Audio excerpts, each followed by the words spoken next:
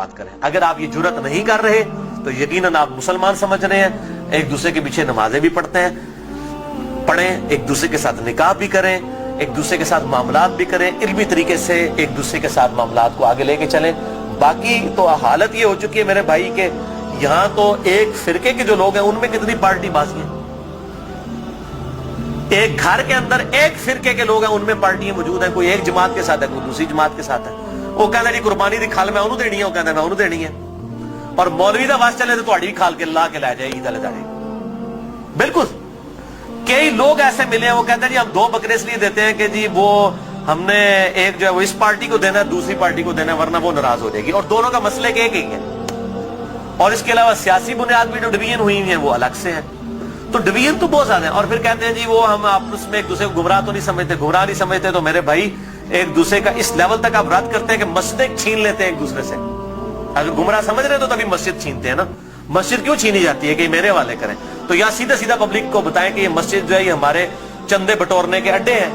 تو چونکہ ادھر سے ہم نے چندے بٹورنے ہوتے ہیں, آپ کی چمڑیاں اتارنی ہوتی ہیں, اس لیے ہم مسجدیں آپ سے چھین رہے ہوتے ہیں. تو بتائیں پبلک کو, یہی بات ہو سکتی ہے نا.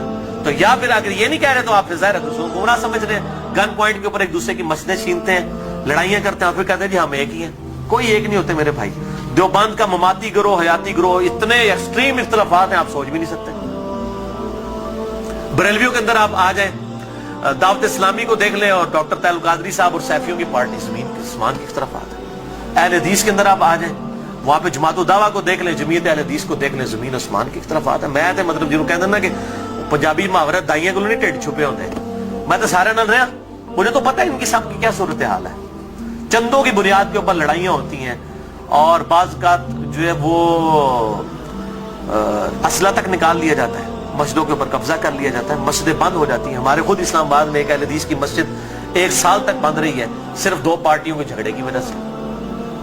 اور پھر الٹیمیٹلی جو ہے وہ بڑی مشکل کے ساتھ ایشو جو ہے وہ ریزالو ہوا. اور اس حد تک ہو گئی کہ امام مسجد کو دھمکی لگائی جاتی تھی, اگر تو نے ادھر جا کے امامت کرائی نہ تو تیری لتاں پان دیں گے, اس لیول تک. اور اس مسجد کے دائیں طرف ایک پارٹی نے خیمہ لگایا, بائیں طرف ایک پارٹی نے خیمہ لگایا, دونوں جو ہے وہ نمازیں پڑھا رہے ہیں, اور دونوں نے اب سپیکر لگائے ہوئے ہیں اور ایک دوسرے کی طرف روکیے ہوئے, نمازی اندر 4-5 ہیں. یہ حالت ہے مولویوں کی. تو میں یہ سمجھتا ہوں کہ اسلام کے خلاف سب سے بڑی سازش جو ہے نا یہ علماء ہے. اور یہ بات میری بری نہ مانیے گا, سورہ الاعراف کے اندر اللہ تعالیٰ نے آیت نمبر 175 آنورڈ اگر آپ پڑھنا شروع کریں گے تو اللہ تبارک و تعالیٰ نے علماء سو کی مثال جو ہے کتے کی سی دی ہے. اللہ تعالیٰ فرماتا ہے یہ جو علماء, بلعام بن باورا ایک بہت بڑا عالم تھا یہودی, اس کی مثال اللہ تعالیٰ نے دی ہے کہ اس کی مثال کتے کی سی ہے کہ اس کو کوئی چیز ملتی ہے تب بھی یہ زبان ہانپتا رہتا ہے, نہ ملے تب بھی ہانپتا رہتا ہے, کہ وہ لالچی ہے نا.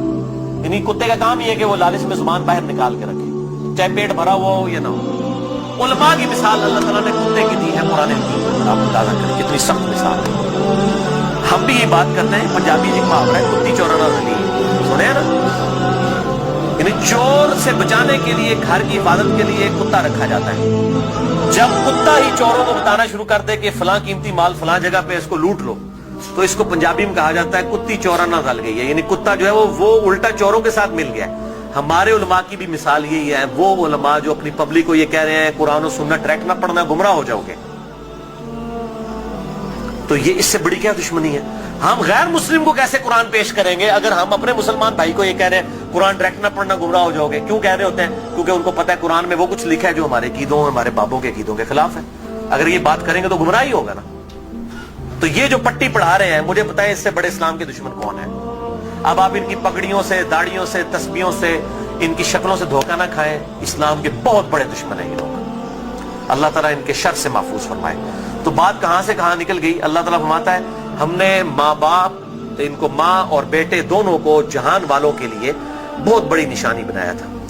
ان هذه امتکم امۃ واحدہ, اے نبیوں کے ماننے والوں یہ سب کی سب امتیں, تمام نبیوں کے پیروکار اور انبیاء کی تعلیمات ایک ہی. وَأَنَا رَبُّكُمْ فَاعْبُدُونَ, اور میں تمہارا رب ہوں بس میری ہی عبادت کرو. یعنی عیسیٰ, موسیٰ, ابراہیم, نوح علیہ السلام اور محمد رسول اللہ صلی اللہ علیہ وسلم یہ ایک ہی درخت کی شاخیں ہیں, ایک ہی درخت کے پھل ہیں. یہ کوئی ڈیفرنٹ تعلیمات نہیں ہے. بنیادی عقائد سیم ہے. ہاں وقت کے ساتھ ساتھ اللہ تعالیٰ نے شریعت کے اندر کچھ تبدیلی کی, لیکن بنیادی عقیدہ توحید سب کا سب ایک, اور وہی اللہ تعالیٰ نے بات کر دی, وَأَنَا رَبُّكُمْ, اور میں ہوں تمہارا رب, فَاعْبُدُونَ, بس میری عبادت کرو. وَتَقَطَّعُوا أَمْرَهُمْ بَيْنَهُمْ, مگر لوگوں نے پارا پارا کر دیا آپس میں دین کو. كُلٌّ إِلَيْنَا رَاجِعُونَ, سب کے سب کو لوٹ کر ہمارے پاس آنا ہے. اللہ تعالیٰ مانتا ہے ہم نے ایک دین دیا تھا لیکن لوگوں نے فرقے بنا لیے. ایک تو یہ انبیاء کے نام پر یہ تقسیمیں ہوئی, اور بعد میں پھر نبیوں کے ماننے والوں میں بھی بزرگوں کے نام پہ تقسیمیں ہوں گی. یعنی آج عیسائی, یہودی اور مسلمز نبیوں کے نام کے اوپر اپنے آپ کو ڈیوائیڈ کیا ہوا ہے نا, حالانکہ تعلیمات ایک ہے. اور ہم کیوں اپنے آپ کو بہتر سمجھتے ہیں؟ ہم کسی نبی کا ڈینائی نہیں کرتے. لا نفرق بین احد من رسلی, ہم ایمان لانے میں کسی نبی میں فرق نہیں کرتے. لیکن یہودیوں کو دیکھیں, حضرت عیسیٰ کا انکار کرتے ہیں, محمد رسول اللہ کا انکار کرتے ہیں صلی اللہ علیہ وسلم. عیسائیوں کو دیکھیں, حضرت موسیٰ کو بھی مان رہے ہیں, حضرت عیسیٰ کو بھی مان رہے ہیں, ہمارے نبی کا انکار کر رہے ہیں. تو انہوں نے اپنی پگڈنڈی الگ کر لی ہے. اور ہمیں کیا تعلیم دی گئی کہ ہم عیسیٰ علیہ السلام کو بھی ویسا ہی پیغمبر مانتے ہیں جس طرح کہ اپنے محبوب صلی اللہ علیہ وسلم کو مانتے ہیں.